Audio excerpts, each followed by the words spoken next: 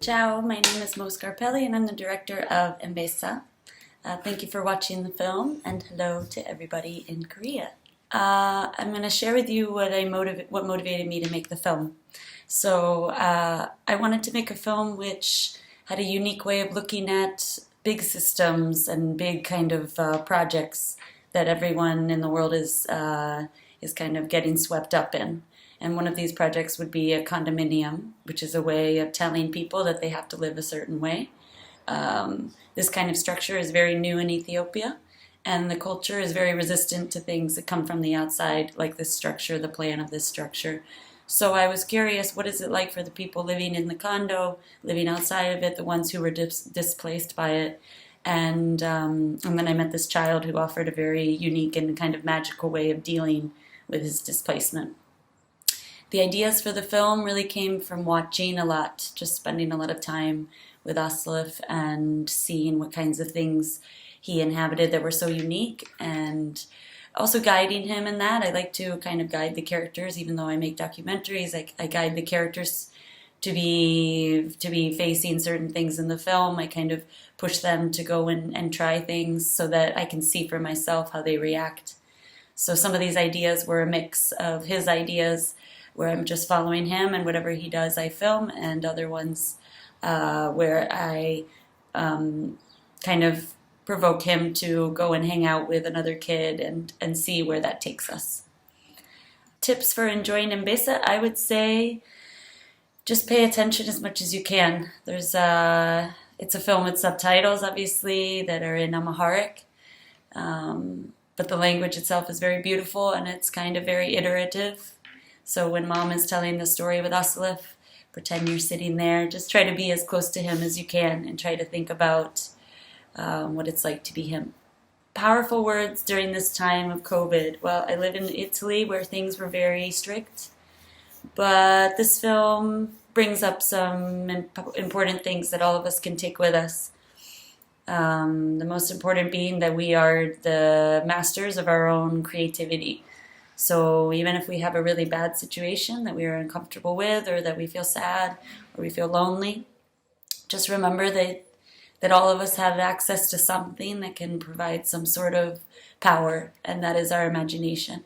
And that's what Asalif uses in the film, but also in his real life, to feel like an Anbessa, like a lion, and feel like he can do anything in the world. And I think all of us have an Anbessa inside us. We just have to decide it's important to look for that and not listen to the rest of the world and all the things telling us that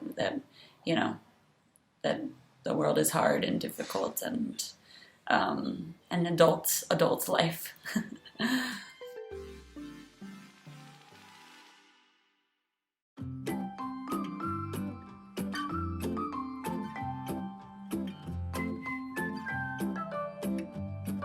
Yes, the background of this movie is really that Ethiopia has a long history of doing things their own way. It's the only country in Ethiopia that was occupied by colonizers, the Italians actually, and they kicked them out. So it's a country of resistance. It's a country that is made of many, many different cultures, beautiful kind of ways of looking at nature and animals, a part of their life, even though they've modernized. And recently, Ethiopia modernized very fast. So that's probably very normal in Korea to see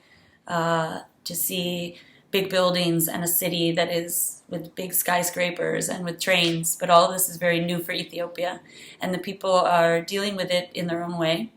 Some of them are missing out on some of these new things that they're promised are for everybody, and Asalif is one of those people. So the background of this film is that these construction projects have displaced a lot of farmers, and as the city has gotten wider with these condominiums and other industrial projects, the farmers there who never even used money, they always used animals and goods to pay for things. So their land really was everything to them. They lost that land due to the construction of these new structures, and the new structures aren't really providing them any way to have a new life. Some of them get displaced and are given very little money. Some of them aren't given anything.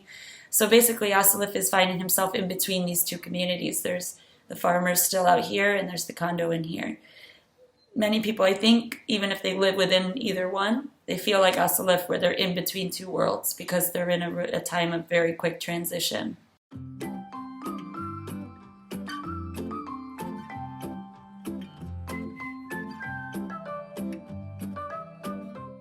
In Ethiopia, the lion has been a symbol of strength for a very long time. So most of us in the world see the lion as the king of the jungle, and it's a very known thing that the lion is a strong animal. The reason the film is called Anbessa is obviously that Asalif likes lions, and he has this fantasy of becoming a lion.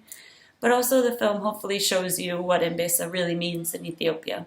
And it is someone who is kind of alone. It's a solitary person who is alone in their own head or in the society, but they're trying to lead the way and be an example for the society on how to be strong.